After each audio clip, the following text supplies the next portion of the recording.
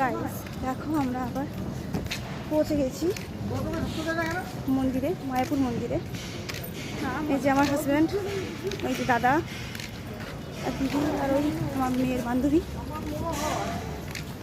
যশোদা ভবন যাচ্ছি প্রসাদ করার জন্য, ওখানেই আমরা আশ্রমে থাকবো। দারুণ জায়গাটা। আমার মেয়ে টায়ার্ড হয়ে গেছি, সকালে বেরিয়েছি তো।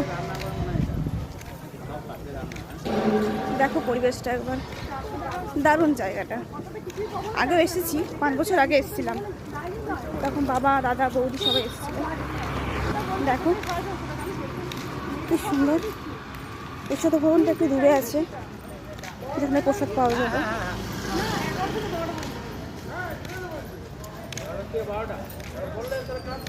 দেখো